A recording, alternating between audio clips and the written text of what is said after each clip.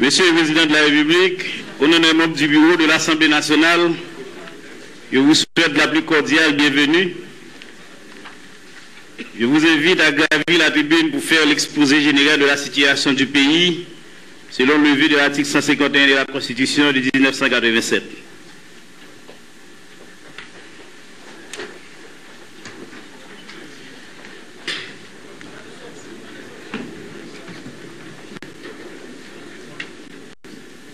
Merci, mettez-vous.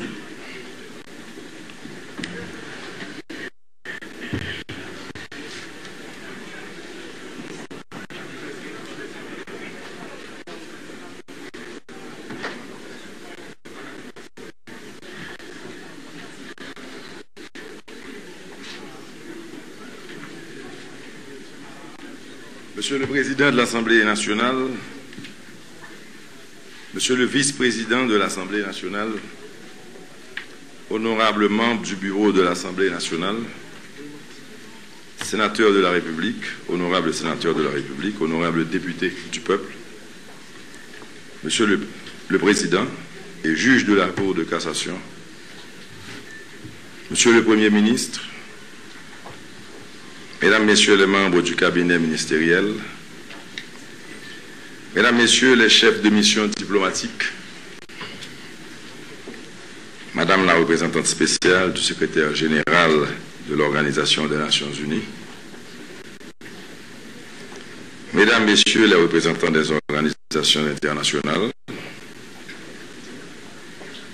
Mesdames, Messieurs les chefs de partis politiques, Mesdames, Messieurs les représentants de la société civile, distingués invités, chers compatriotes, c'est toujours un honneur de me présenter par devant cette auguste assemblée pour délivrer, conformément aux vœux de l'article 151 de la Constitution, mon message à la nation et saluer l'une des expressions de notre démocratie, la rentrée parlementaire. À travers vous, honorables parlementaires, j'ai l'occasion de partager avec la nation mon évaluation sur les avancées réalisées par l'État haïtien et les perspectives pour l'année à venir. C'est ainsi ma vision et mes ambitions pour notre pays. C'est la seule occasion qui m'est véritablement offerte de m'adresser directement et publiquement à l'ensemble des parlementaires. En ce moment privilégié, je renouvelle une fois de plus ma volonté de poursuivre le dialogue, d'assurer la cohésion entre l'exécutif, le législatif et le judiciaire, afin que l'appareil d'État se mette à la hauteur de sa mission. Je souhaite du plus profond de mon cœur que cette année, au cours de laquelle nous célébrons le 210e anniversaire de l'indépendance nationale, soit l'année de l'unité retrouvée, mon rêve pour Haïti est celui d'un pays fort, d'un peuple uni et solidaire, d'une nation souveraine, soucieuse d'affirmer son identité et décidée à se forger un destin différent et meilleur. Pour le réaliser, aucune alternative n'existe à l'unité de notre nation. Fort de cette certitude, je ne conçois pas d'autre approche dans la conduite de la BAC nationale qu'une coopération intelligente et constructive entre les pouvoirs. Honorables parlementaires, Mesdames, Messieurs, l'œuvre de reconstruction nationale est une entreprise de longue haleine, parsemée d'impondérables. Mais au prix d'un effort commun, la réalité finira par rattraper le rêve. Haïti se porte mieux aujourd'hui. Oui, Haïti se porte mieux. Même si la bataille doit continuer avec beaucoup plus d'ardeur. Et c'est unis que nous allons devoir la mener, cette bataille, pour apporter les réponses nécessaires aux problèmes de la population. Durant l'année 2013, j'ai gardé le cap sur le dialogue constructif, l'édification de l'état de droit, les politiques qui soulagent la population de la misère et de l'ignorance, tout en veillant à ce que soient exécutés des projets favorisant une relance économique porteuse de croissance, d'emploi et de développement durable. Le Premier ministre vient de vous entretenir sur les réalisations du gouvernement qui correspondent aux objectifs que j'avais fixés lors de mon accession à la présidence et aux engagements pris lors de ma dernière intervention devant cette Assemblée. Des progrès importants ont été accomplis dans de nombreux domaines, notamment infrastructures, énergie renouvelable, éducation, tourisme, santé, investissement privé, gouvernance. Les perspectives pour 2014 sont rassurantes dans la mesure où une entente pourra être rapidement obtenue sur un nouveau budget. Honorables parlementaires, Mesdames, Messieurs, tout d'abord, je suis heureux de constater que les efforts du gouvernement et de la Banque centrale pour conserver et renforcer la stabilité macroéconomique commencent à porter leurs fruits. Au cours de l'année écoulée, l'économie haïtienne a enregistré un taux de croissance de 4,3%, suite à la bonne performance de la production agricole, au dynamisme du secteur de la construction, à la hausse de la production industrielle, en particulier de la sous-traitance, et à la relance du secteur touristique. Cette performance a été favorisée par des flux d'investissement public importants qui ont catalysé les investissements privés. La politique monétaire, conjuguée aux effets de la hausse de l'offre agricole, de la baisse des prix alimentaires sur le marché international et de la stabilité du taux de change, a favorisé le ralentissement du rythme de croissance de l'inflation pour ramener son taux en glissement annuel à 4,5% en septembre 2013 contre 6,5% en septembre 2012. Ces bonnes performances ont pourtant été réalisées dans un contexte où les dons externes ont connu une baisse de près de 30% par rapport à l'exercice précédent. Les perspectives macroéconomiques pour l'année 2013-2014, en particulier la stabilité des prix et du taux de change, demeurent donc encourageantes dans la mesure où les prévisions au niveau international tablent sur une relance de l'économie mondiale et que les indices de l'augmentation de la production nationale sont prometteurs. En effet, sur le plan du financement de l'économie, les mesures de stimulation du crédit à la production ciblant des secteurs compétitifs devraient permettre une augmentation du crédit à la production aux agents économiques. Cette évolution devrait induire des effets positifs sur la croissance et l'emploi. Elle favorisera aussi, en toute probabilité, une réduction de la demande des devises liées aux importations de biens de consommation au profit de la production nationale et des importations de biens d'équipement. Honorables parlementaires, l'éducation restera la priorité de mon administration pour l'année 2014. Tout sera fait pour valoriser les écoles nationales afin de doter le territoire d'écoles qui font honneur à la République.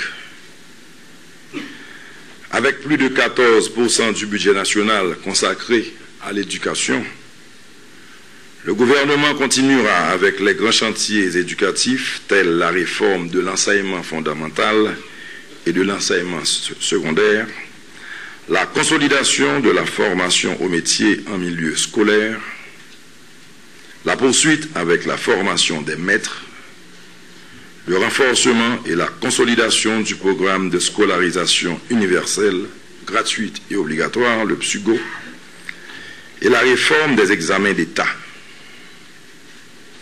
La formation continue des enseignants et des enseignantes se poursuivra. Le dispositif de certification du personnel enseignant sera renforcé. Le chantier de la petite enfance continuera. Le gouvernement avancera avec la construction et l'équipement des centres de formation professionnelle et d'enseignement technique. L'administration centrale et les directions départementales de l'éducation à travers le territoire seront renforcées et la condition enseignante trouvera la plus grande attention du gouvernement cette année. Au niveau de l'enseignement supérieur, mon administration va donner une nouvelle impulsion en révisant les stratégies vieilles de 53 ans afin d'offrir à la jeunesse la possibilité de réaliser leurs études universitaires dans le pays. Ainsi, honorables parlementaires, je vous demande de voter les 6 projets de loi déjà déposés au Parlement pour moderniser le secteur de l'éducation. Il s'agit du projet de loi portant création, organisation et fonctionnement du Fonds national pour l'éducation, le FNE, le projet de loi portant reconnaissance et validation des acquis de l'expérience professionnelle, le projet de loi cadre portant organisation des professions et des métiers, le projet de loi portant organisation, fonctionnement et modernisation de l'enseignement supérieur, le projet de loi portant organisation et fonctionnement de l'Agence nationale de l'enseignement supérieur et de la recherche scientifique, le projet de loi établissant le service social obligatoire pour les étudiants ayant bénéficié de financement public. Honorables parlementaires, 3 axes de l'action de l'exécutif méritent par ailleurs un regard particulier. Il s'agit de l'état de droit, des élections et de la diplomatie. L'état de droit s'impose aujourd'hui dans notre pays.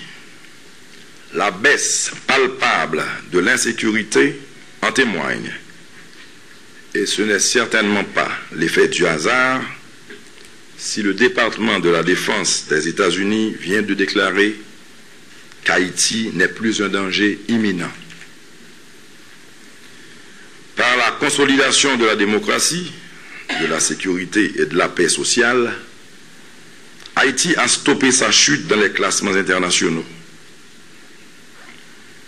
Le renforcement de mécanismes institutionnels, juridiques et légaux nécessaires au respect des droits humains, la crédibilité des institutions politiques et la bonne gouvernance ont permis aux observateurs les plus avisés de reconnaître qu'Haïti chemine sur la voie du progrès.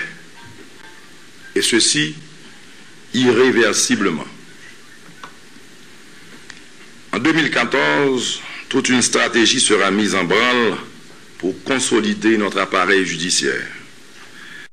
Des mesures seront adoptées afin de réduire les pesanteurs institutionnelles qui entravent la justice. Mon administration fera tout pour consolider les acquis démocratiques du peuple haïtien. Nous avons ajouté un nouveau E aux 5 priorités qui constituent la plateforme de l'équipe que je dirige. Le E des élections.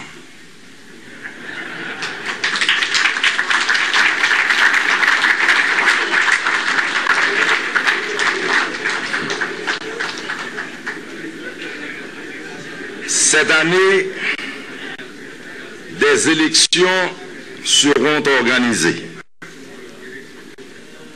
En effet, le renouvellement du personnel politique, des collectivités territoriales, de la Chambre des députés et des 2/3 du Sénat est un impératif.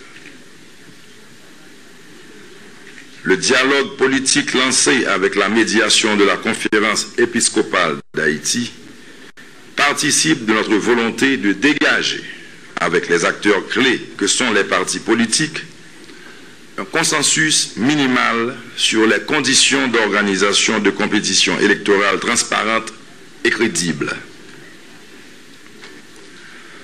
Ma volonté en ce sens est de faciliter la mise en place de conditions favorables à l'organisation d'élections inclusives, honnêtes et sincères pour installer à tous les échelons de l'appareil de l'État des élus bénéficiant de la confiance des citoyens et citoyennes.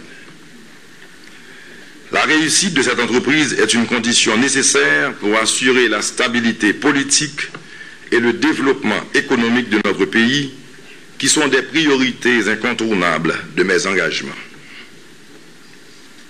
Honorables parlementaires, nous avons remporté des victoires importantes au niveau de la diplomatie.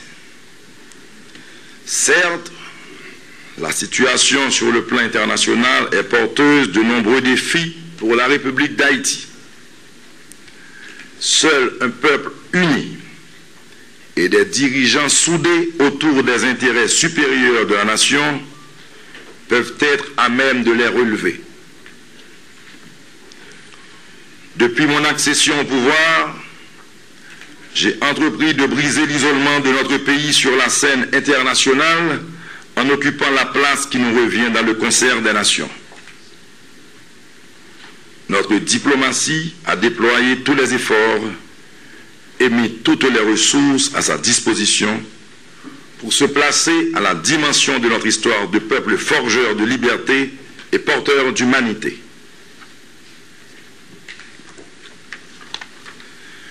Je me réjouis des bonnes relations développées avec les pays membres de la CARICOM, les institutions multilatérales, les pays amis de l'Amérique du Nord, de l'Amérique latine et de l'Europe, les traditionnels pays amis de l'Asie et les pays africains avec lesquels nous comptons nous rapprocher encore plus. Nous allons continuer à explorer en 2014 de nouvelles pistes de coopération et raffermir nos liens. Avec la République dominicaine, le dialogue se poursuit. Beaucoup de gens se sont posé des questions sur notre stratégie. Cela est amplement dû au fait que notre diplomatie avec la République voisine est empreinte de discrétion, sans émotion, sans impatience, en raison de la forte interconnexion de nos deux sociétés. L'information sera disponible au moment opportun. Haïti a toujours pris position pour les opprimés, donc ce sera encore le cas, à plus forte raison pour les opprimés d'ascendance haïtienne. Par ailleurs, nous sommes conscients qu'il est grand temps que nous, Haïtiens, assurons l'intégrité de notre territoire. Ainsi donc, nous continuons à travailler au renforcement et à la professionnalisation de la PNH, à la création d'une nouvelle force nationale devant assurer la protection du territoire et la sécurité de nos frontières. Nous allons consulter toutes les forces vives de la nation dans l'optique du rétablissement définitif des forces de défense nationale. La question de l'avenir de la MINUSTAH en Haïti pourra se poser de façon responsable. Ces éléments de l'action de l'exécutif ne sont bien entendu que des illustrations des efforts constants visant à assurer, à moyen terme, un réel mieux-être pour chaque Haïtien et chaque Haïtienne. Le bilan préparé par le gouvernement nous a éclairé plus précisément sur ces activités. Honorables parlementaires, il y a quelques semaines, je me suis rendu en Afrique du Sud pour représenter la République d'Haïti aux funérailles de Nelson Mandela, l'une des figures les plus emblématiques de l'histoire de l'humanité. Sa vie est en effet une inspiration et un exemple pour tous ceux qui ont un rêve, une ambition, une détermination qui va bien au-delà des aspirations personnelles de réussite ou de succès. Je reste convaincu que le plus grand hommage qui peut lui être rendu ici, en Haïti, est en toute humilité d'appliquer sa philosophie du pardon et de la réconciliation qui ne saurait être en aucun cas confondue avec l'oubli ou la réhabilitation.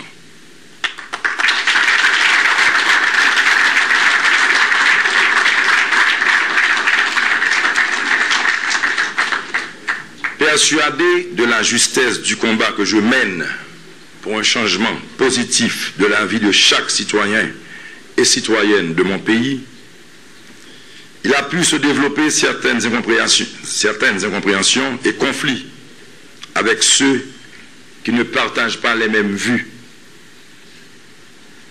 Il est grand temps que le message d'union transmis par les fondateurs de la nation soit réellement mis en pratique pour affronter les défis qui diminuent notre capacité à sortir de la précarité et de la dépendance humiliante face à nos besoins les plus primaires.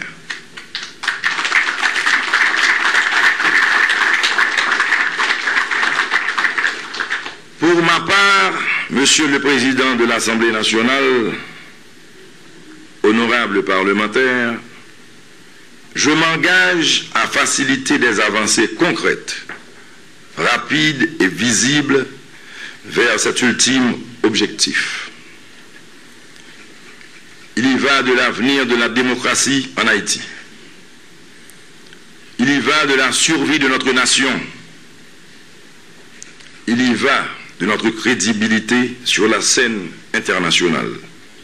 Et surtout, il y va de la capacité de répondre de façon continue et responsable aux légitimes désidérata de l'immense majorité d'une population fatiguée par nos luttes intestines et souvent vide de sens.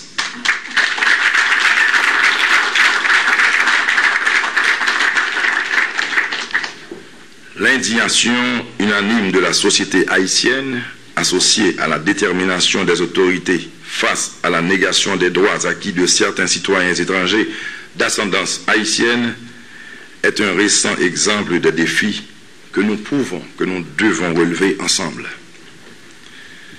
L'avenir et les perspectives pour Haïti sont ce que nous en ferons ensemble.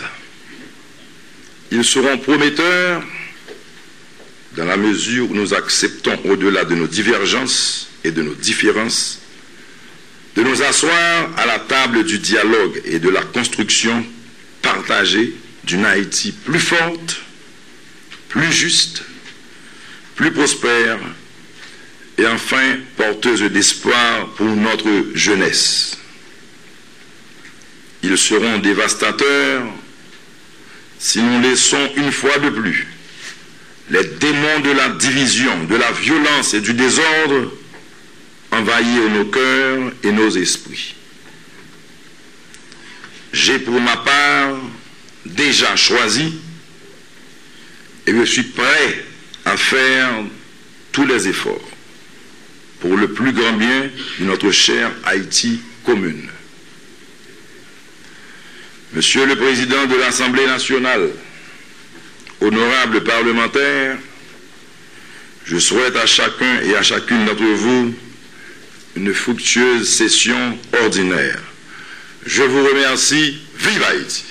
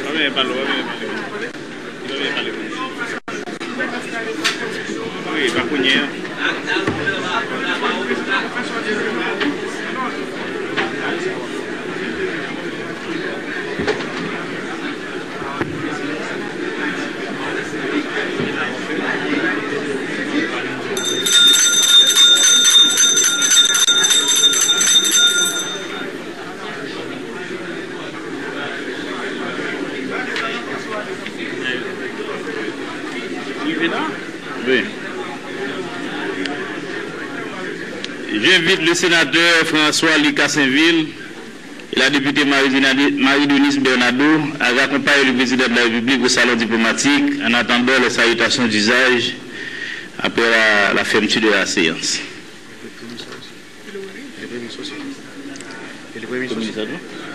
Ainsi que le Premier ministre.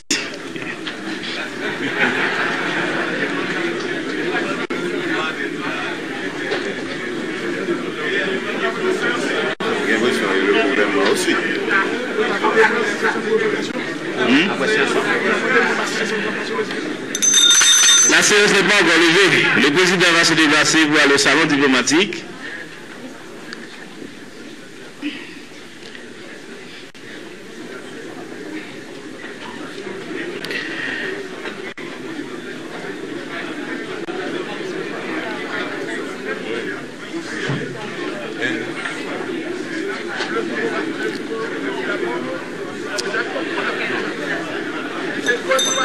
Ainsi au blanc, une fois, je demande au député secrétaire Glick Théophile de bien vouloir la lecture du dernier point de l'ordre du jour. Fermeture de la séance en Assemblée nationale.